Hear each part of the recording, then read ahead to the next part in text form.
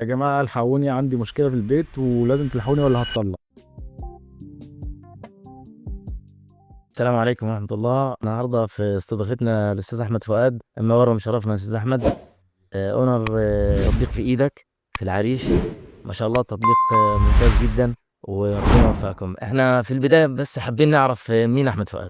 اهلا بيك يا استاذ احمد، انا متشكر جدا على الاستضافة الجميلة دي في استوديو احمد عزام. ان شاء الله بداية سلسلة بودكاست طالعة من هنا ان شاء الله، يعني تكسر الدنيا، وفي كتير شخصيات تستاهل في العريش، وفي كتير شخصيات تستاهل تبقى موجودة مكاني. انا بتشرف اني موجود معاك. لا بحضرتك الشرف فينا. اكلم ناسي من الاستوديو الجميل بتاعك، وان شاء الله يعني والله كويسة. احمد فؤاد مين؟ احمد فؤاد 40 سنة، بكالوريوس اي تي. كان ليا شويه تجارب كده في عالم الاي تي وعالم الشغل، برمجيات عموما. فتحت مكتب تصميم مواقع انترنت واي تي في يعني سنه 2008.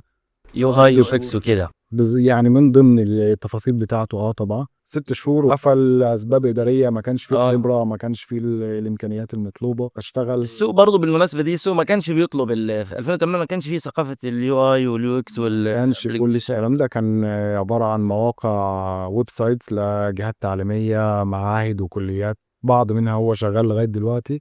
هو اللي اتعمل في 2008 من المكتب لنا، لكن ما حصلش نصيب ان الموضوع دوت يكبر في 2008 علشان الخبرات الاداريه كانت يعني قليله. بشتغل خبير لوجستي دولي، بساعد في منظمات الاغاثه الدوليه، ومن هنا بدأ الموضوع يبقى فيه الخبرات تتكون وتيجي، لما وصلنا 2020 وبدأنا تطبيق في ايدك. يعني بداية تطبيق في ايدك كانت 2020. 2020 طبعا هو كي زي اي مشروع بيبدأ بيكون في البداية، وخاصة ان هو على الانترنت يعني بيبقى صعب شوية لعدة اسباب. عندنا هنا في العريش ممكن نتش تطبيقات عليها طلب كتير، وخاصة تطبيقات التوصيل. طيب انا حابب اعرف يعني ازاي جت فكرة في ايدك، او يعني ايه الدافع اللي خلاك تعمل في ايدك في العريش؟ يعني لو نرجع برضو نرجع 5 سنين ورا، 2020 كنا أحداث عسكرية وأحداث أمنية لسه. الظروف اللي كنا بنمر بيها طبعا البداية يعني ما حدش يفكر في مشروع زي كده اعتقد. يعني، ولكن هو ده كان واحد من الدوافع. يعني ده كان واحد من الدوافع. العريش شافت فترة يعني صعبة شوية على الناس من 2013 ل 19 تقريبا، يعني فصل شبكات وكل الأحداث الأمنية. ومن هنا برضو حابب إن أنا أوجه التحية لكل الشهداء اللي ضحوا بأرواحهم علشان خاطر احنا نطلع في يوم زي كده نتكلم بالأريحية ديت عن مشروع استثمار ما كانش هيحصل طبعا. لا، الهدف كان الامن والامان. ما كان يعني لولا أرواحهم ولولا الدم اللي اتبذل دوت من كل أهالينا الموجودين هنا، ومن كل أخواتنا في الجيش والشرطة، وكل الناس اللي قدموا دمهم علشان أنا وأنت نقعد نتكلم في فرص استثمارية في العريش شمال سيناء. فدول اللي ليهم طبعا او دول الكل مستفيد في شتى المجالات. 7 سنين من تقريبا من الأحداث العسكرية في العريش، ما حظر تجوال، ضرب نار، مطاردات، حاجات، وإحنا شايفين أهالينا بتعاني. ما هو ده اللي خلاني اسالك برضه عن قصه الفكره من انشاء تطبيق. كان الموضوع ما فيش 4G. لا ما فيش. تخيل انا لو عايز افتح محل هيكلفني 30 40 الف جنيه، هفكر في ظروف زي دي. لما اعمل تطبيق محتاج سرعه انترنت، محتاج يعني محتاج الشارع تكون مفتوحه عشان الاريحيه في التوصيل. ده اللي خلاني اسالك. يعني في 2020 حصلت كورونا، فكان كورونا بالنسبة لكل العالم حدث كبير. بالنسبة لعالمنا الصغير في العريش هنا كان حدث دبل. أصلا طالعين من أحداث حرب كبيرة، من عن أحداث عسكرية كبيرة، وبعدين كورونا. فكان يعني الحمد لله. كنت بشوف في عيون أهلي، في عيون صحابي، في عيون كل الناس في الشارع، اللي هو خلاص مفيش أمل بقى، يعني البلد دي عمرها ما ترجع تاني، وكمان بعد كورونا في الأحداث احساس دي. طبيعي. احساس كان عند اي حد، احساس طبيعي. الحمد لله ان هو ربنا خيب ظننا في الجزئيه دي، الحمد لله ان الوضع اتحسن. الحمد لله، اللهم لك الحمد يعني. لا، وهو برضو ده كان الدافع، اللي هو ايه، من كتر ما بنشكي، يعني كله بيشكي، بس امتى حد يحاول يعمل حاجة جديدة. فكانت الفكرة ان انا واصحابي نعمل شركة صغيرة، نفتح تطبيق يعني في شراكه في زعمه الموضوع لحد الان دلوقتي شراكه معاك في ايدك. يعني اخترت الاسم كده، هل فكره حد منكم، هل فكره حد صغير، حد كبير من الاهل مثلا؟ في ايدك. احنا خدنا 6 اسابيع في مراحل اختيار الاسم، 6 اسابيع كاملة. وفي ال6 اسابيع دول حجزنا مثلا اكتر من 9 دومينز، اللي هو موقع على الانترنت باسم مختلف. اول البدايات مارس 2020 طلعنا لايف 11/2020، فده موضوع يعني نتكلم في تفاصيله يعني ما بعد شاء الله. لكن ليه في ايدك هو كونسبت، هو عاوزين نقول كنا بنكلم اهالينا الكبار في السن، يعني انا كنت بكلم امي علشان امي ما بترضاش تشتري الخضار من غير تنزل بنفسها، فبقول لها طبيعي يا امي الموضوع كله في ايدك، يعني الابلكيشن ده هيجيب لك السوق والله اسم جميل ويديك سوق وموفق. او مطاعم او اي خدمات او اي سيرفيس في ايدك كل حاجه، كله في ايدك في التليفون. الدواء، السوبر ماركت، اي شيء بيتباع دلوقتي يقدر يوصل لاي حد في اي مكان في العريش اي على حاجه طريق يعني سريع. احنا بنطلق مجموعه من الخدمات الجديده اللي هو تقدر تتصل بخدمه العملاء، تطلب اي حاجه من اي مكان، نوفر لك المندوب المناسب للمهمه المناسبه، يعملها لك في الوقت المناسب، يحضر لك في المكان المناسب. ده يعني سبب التسميه واللي ادانا مجال ان احنا نكبر. احنا كنا بنشتغل حاجات في الماركت والسوق صغيره، بعدين دخلنا مطاعم، بعدين يعني لقيته في البدايه ناس من الشباب في السوبر ماركت او في صيدليه، حد في البدايه كده رفض قال لك هرد عليك. دي من ضمن العقبات. هتسالك بقى، العقبات طبعا كانت اكتر من المميزات. اي مشروع في البدايه بتكون العقبات والمشاكل، بعض المشاكل اللي بتحصل تبقى كتير.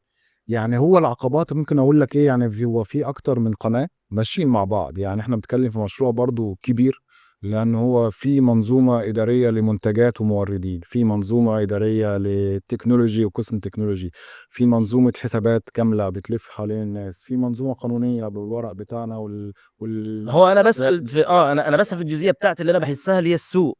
السوق. انما التكنولوجي والكلام ده كله مثلا دي خاصه بيكم طبعا.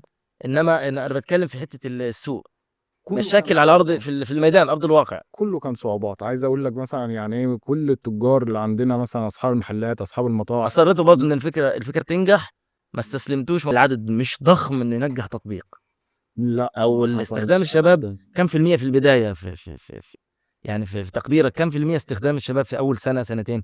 انا النهارده اعتقد عندنا اكتر من 10,000 عندنا اشتراك. اكتر من 10,000 ريجستريشن جوه الابلكيشن، عاملين اكتر من 24,000 طلب تم توصيله، دخلنا 24,000 بيت، او يعني دخلنا 24,000 بيت مره بالطلبات اللي وصلناها في المجال بتاعنا. عاملين مبيعات مثلا، يعني مبيعات متوسط مبيعاتنا في السنه بيوصل ل 4 مليون ونص، فاحنا عاملين الحمد لله ارقام حلوه الحمد لله. ربنا يزيد يا رب. الله يبارك فيك. هو الكلام ده طبعا بعد ال5 سنين نجاح مثلا. يعني انا بكلمك على متوسط، لكن احنا البدايات يعني الحمد لله، طبعا التوفيق من عند ربنا، كل حاجه يعني ينسب الفضل لصاحب الفضل طبعا. عايزين نعرف برضو ايه اللي خلى، يعني ايه الموقف مثلا، لو في موقف معين مثلا بدأ في البداية معاك وحسيت انه ممكن مثلا تتراجعوا او تستسلموا او توقفوا شوية، يعني في لحظة احباط بتيجي في البداية زي ما سألتك.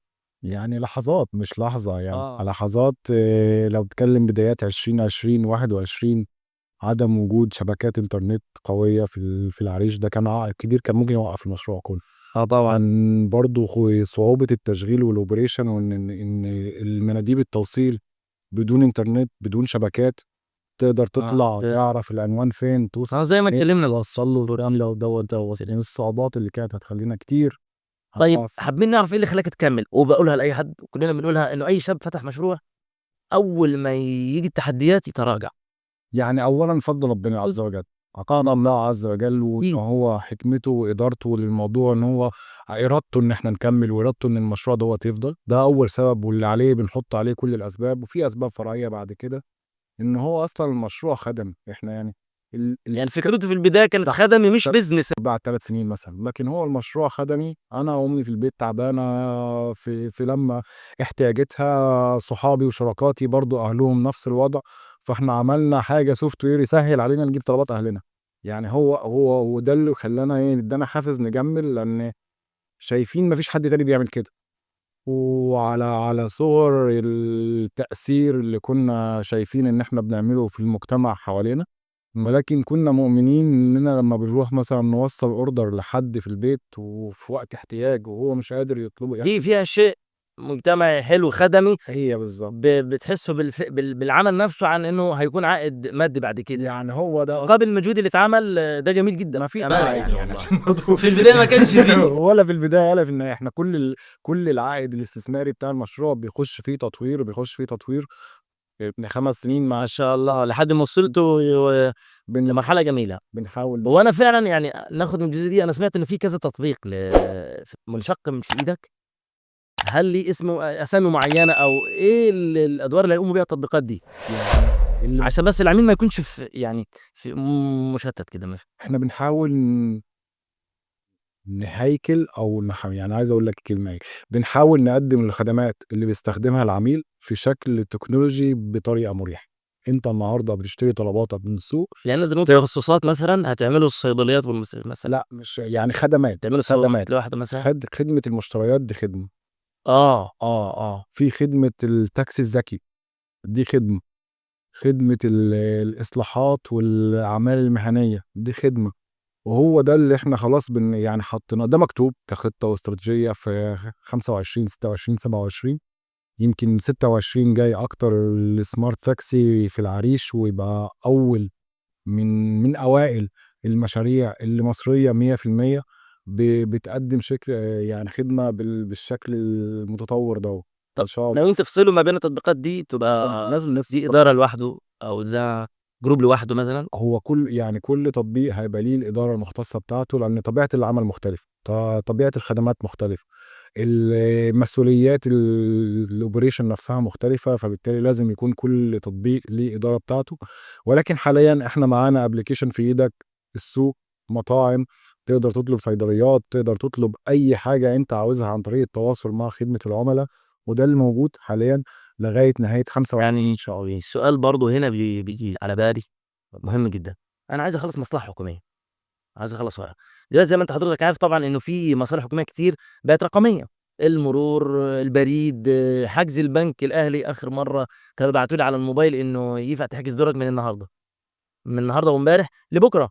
فانتوا فكرتوا في فكره البروتوكولات مع المصالح الحكوميه في تخليص الاوراق زي او اقدر اقول توكيل الشهر العقاري، ولا لسه الفكره دي؟ يعني إحنا مختصين، يعني نحاول نركّز أكتر، خلّي بالك مجالات التكنولوجيا مجالات واسعة جدًا، أي شيء ما هو نعمله في حياتنا اليومية ينفع يتعمل منه نسخة تكنولوجية أو نسخة رقميه. رقمية 010101، ولكن إحنا بنحاول نركّز في الخدمات اللي ترفع من الراحه للمواطن او الراحه للناس سمنرية جودة الحياة. يعني جودة الحياة ليها معايير كتير ما نقدرش طبعًا نتكلّم فيها دلوقتي، بس إحنا ده اللي بنحاول إن إحنا نcontribute فيه، إن إحنا نساعد فيه، إن إحنا نرفع جودة حياة الناس، إن إحنا نخلّي مثلًا الدايرة الاقتصادية دي مع ما هو لمّا باعمل حركة بيع بين التاجر وبين الناس في البيوت، فأنا هاعمل حركة طبعا في السوق، طبعا بتخلق فرص عمل للشباب فرص اللي عمل. بيوصلوا، بتريح الناس الكبيره، بتريح الطلبه اللي بتذاكر. مسافات بقت برضو مش قريبه، بعيدة ضاحيه مساعيد، بالضبط، بعيده اللدج. ليها موتوسيكلات عندنا مسافات. العربيات بيرفع التكلفة على الناس وعلى أهالينا. والشباب بتعمل رياضه بالعجل على فكره. والعجل، بس العجل ما جميل. تقدرش تستخدمه يعني ما تقدرش ما تعتمدش عليه ما طبعا. تقدرش تعتمد عليه، لو أكل، لو حاجات سخنة، لو أو المسافة القريبة في logic كتير، بس يعني حسب برضه هو زي ما شايل احنا إيه، بنشوف يعني. حسب هو شايل إيه طب ايه ازاي بتقدروا تعرفوا عن طريقه انتوا كتيمز اللي هو ان التوصيل اللي بقى مريح للناس، الناس راضيه على الخدمه، الموضوع ماشي في شكل انتوا راضيين عنه؟ ازاي بتعرفوا من الجمهور؟ هل بتقابلوا حد معين؟ هل بتاخدوا رأي العملاء بتنزلوا حد؟ عايز أقول لك بس إن الموضوع يعني مدروس شوية، وليه حاجة اسمها customer strategy policy. لأ الteam في إيدك team كبير شوية، يعني يمكن أكتر من 35 واحد موظفين شغالين يعني بيوت مفتوحة في المكان ده، منهم قسم خدمة العملا، ومن قسم خدمة العملا أو يعني على رأس قسم خدمة العملا حاجة اسمها الbusiness manager، اللي هو مهمته أو مهمتها يعني أكتر إن هي شايفة العملا عاملين إزاي، وبتقدر تلِف على العملا بعد ما ننفّذ التوصيل أو بعد ما نوصّل طلباتنا، فتاخد رأي وfeedback، وبندوّر على أي حد زعلان نصالحه. يعني ده الأساس اللي إحنا بندوّر عليه، يعني بندوّر على حد زعلان نصالحه، وبنلاقي في السكة بنلاقي كتير، وفي ناس يعني بتحبنا واثقة فينا فبترجع لنا بالشكوى، وفي ناس ما بترجعش بالشكوى، ده اللي بنقدر نوصل لهم عن طريق اللفة. يعني نقدر نقول ايه اكتر شيء انت شايفه بيميز في ايدك عن اي تطبيق تاني؟ يعني عن أي تطبيق تاني في المجال ده أعتقد خدمة العملا. خلّي بالك برضه إيه، يعني إحنا عِشنا فترة من التطوّر في مصر، والautomation بقى جزء من حياة الapplications اللي زي كده، فانتهى العمل البشري. أنت تمسك التليفون في إيدك، تطلب اللي أنت عاوزه، لو حصل أي مشكلة في الطريق أو في السكة أو أثناء الموضوع، فعلشان توصل لشخص أو خدمة عملا في أي application تاني الموضوع ده صعب جدًا. انا في وجهة نظري انا اكتر يعني من اكتر الحاجات اللي بتميز التطبيق، واحد التيم اللي شغال فيه.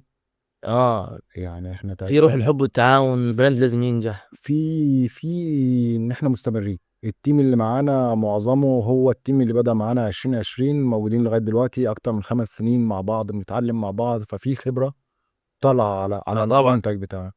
ولو هختار حاجة تانية جنب التيم فهو سياسات خدمة العملاء.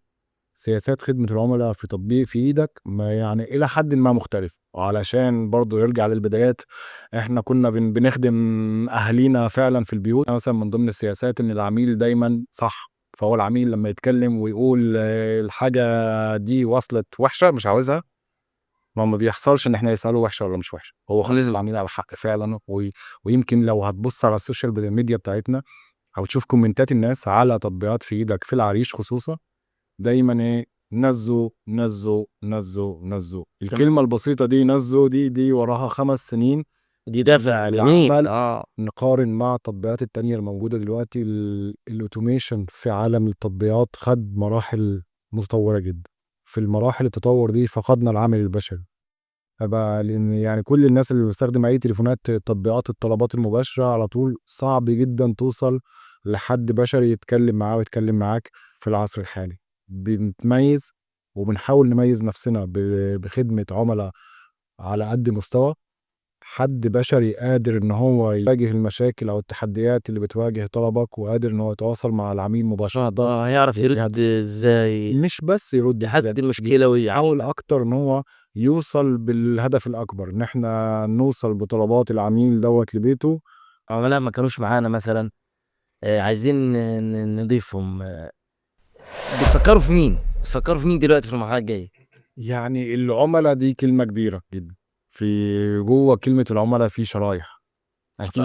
في شرايح A و B و C، وجوه كل شريحة في تقسيمة أكتر للعملاء اللي جواهم. فلو رحنا مع دوت ممكن يعني ما نرجعش منه أكتر. ولكن العميل اللي بدور عليه حد شبه أهالينا في البيوت الكبار السن اللي مش قادرين يجيبوا طلباتهم بنفسهم، العاملين والموظفين والناس اللي هي مش قادرة يكون عندها وقت، فبتضطر إنها تشتري وقت إضافي في يومها عن طريق استخدام التطبيق دوت أكتر 2 شريحتين بنحاول إن احنا نركز عليهم.